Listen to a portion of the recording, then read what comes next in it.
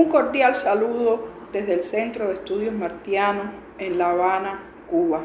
Es muy grato para mí tener la oportunidad de intercambiar con el público presente sobre un tema apasionante: la universalidad literaria, ética, cultural en suma, política, de José Martí.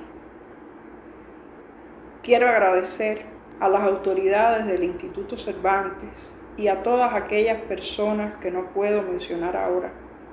por razones de tiempo, que han concebido la realización de este homenaje a la cultura cubana. El cubano José Martí es indudablemente el más universal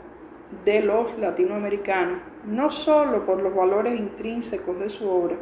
sino porque siempre estuvo en contacto él mismo como lector, como hombre de una curiosidad insaciable con otras lenguas y es decir, con otras culturas. Él mismo fue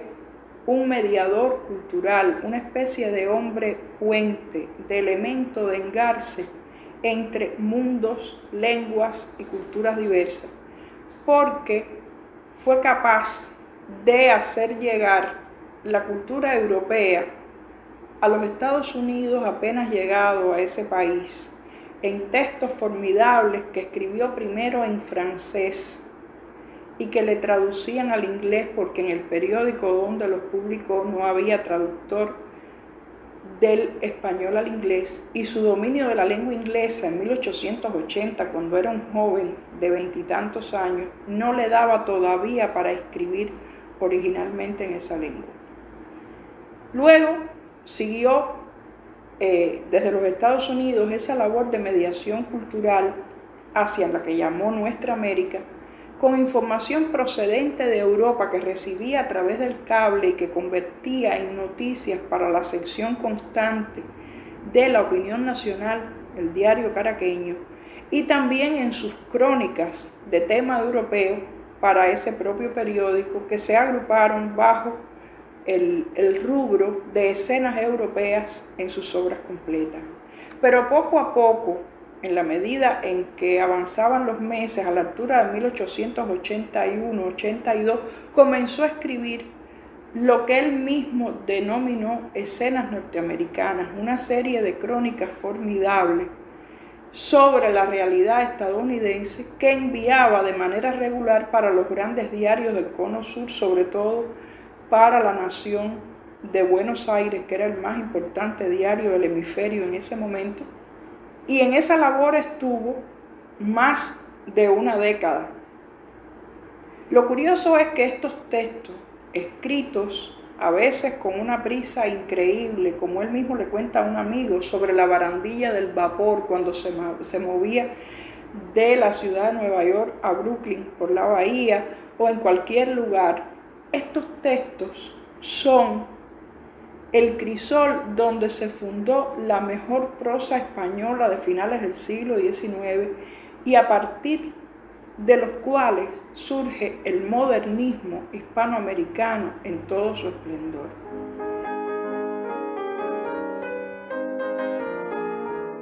Él residía en Nueva York, pero estaba escribiendo de cualquier cosa de interés que tenía lugar en los Estados Unidos. A veces él era testigo directo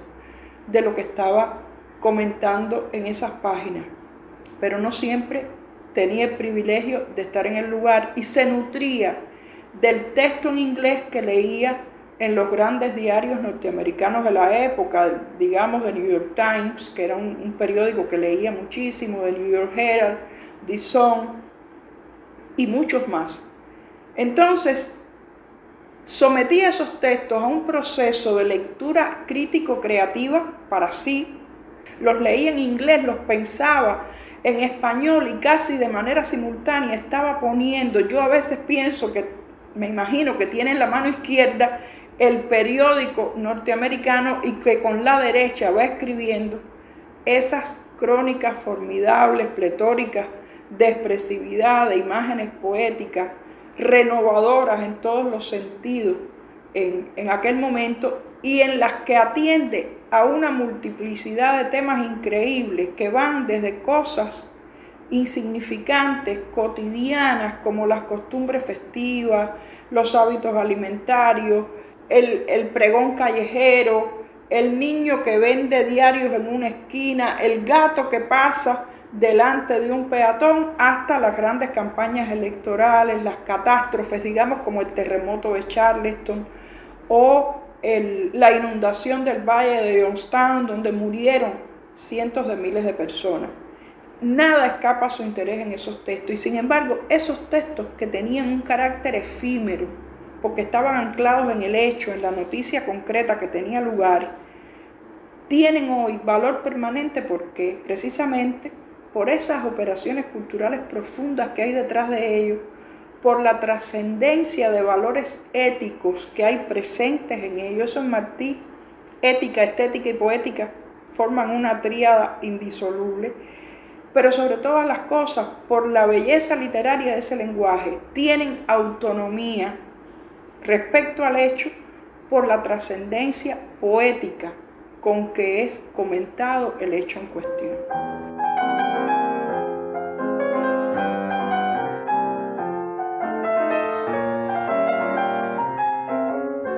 Hay que detenerse en otro detalle, y es que José Martí es además,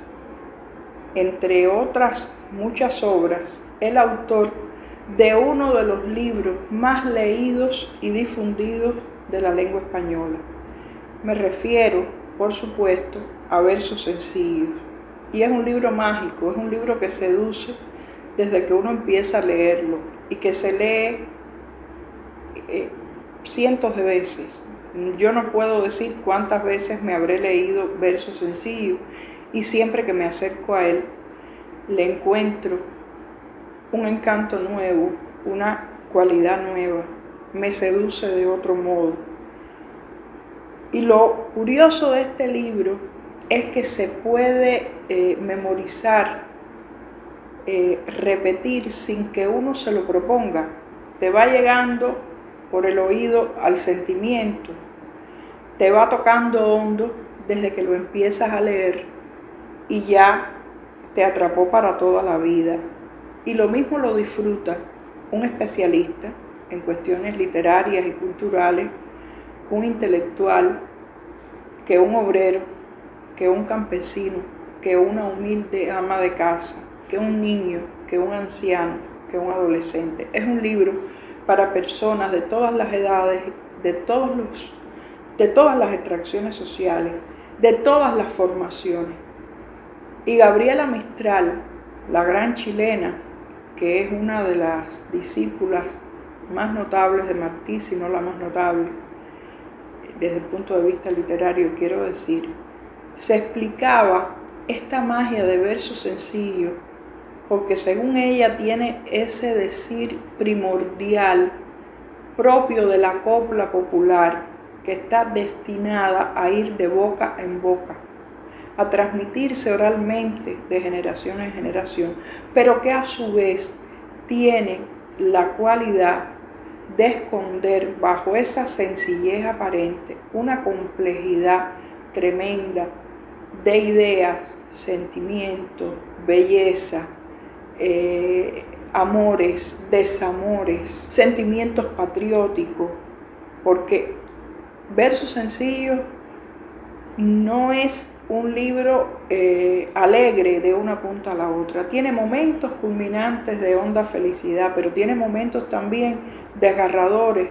de profunda denuncia, como el poema en que se rememora la vivencia del niño que vio a un esclavo muerto colgado a un ceibo del monte. Ese es el Martí de 9 años, cuando fue con su padre a Nábana, al sur de la provincia de Matanzas, y constató allí,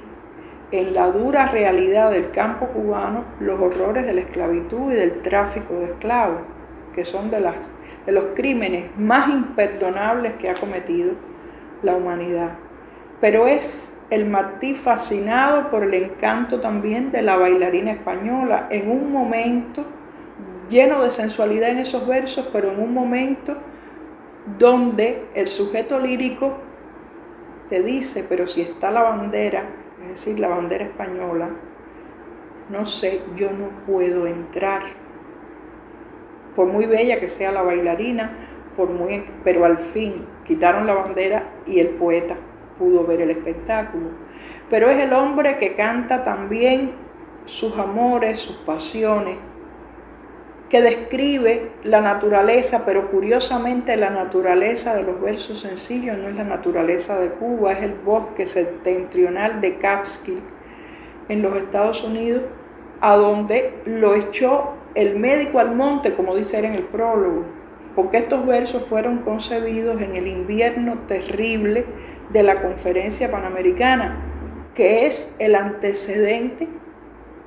de todos los tratados leoninos con que los Estados Unidos han pretendido maniatar a los pueblos latinoamericanos en bien de los intereses de los americanos. ¿De dónde? Del norte, no de nuestra América.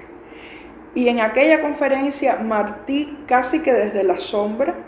realizó una labor tremenda de prevención, de alerta a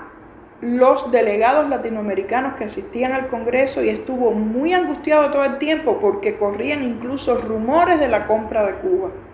que hubiera sido para él el colmo del dolor, porque hubiera sido pasar de las manos de un amo al que nos amo al fin, potencia colonial al fin, gobierno criminal al fin, pero donde teníamos, aunque sea el vínculo de la lengua y la cultura, a un nuevo amo con el que no teníamos absolutamente nada que compartir,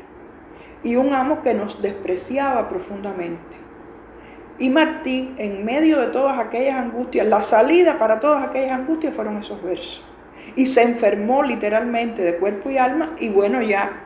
en agosto siguiente, estando en Catskill, fue que pudo escribir todo aquello que ya llevaba por dentro. Él lo declara explícitamente en el prólogo. Realmente son versos que se disfrutan por esta musicalidad, pero son versos que te pueden conducir a emociones tremendas, como los finales del libro. Versos nos hablan de un Dios a donde van los difuntos, versos o nos condenan juntos o nos salvamos los dos, porque hay una complicidad tremenda entre ese sujeto lírico y esa poesía que sale de su alma. Yo los invito realmente a leer a Martí, y me siento muy agradecida y muy complacida de que en esta ocasión, en esta ciudad distante de Cuba, miles de kilómetros, se esté rindiendo homenaje a Martí y a la cultura cubana. Muchas gracias.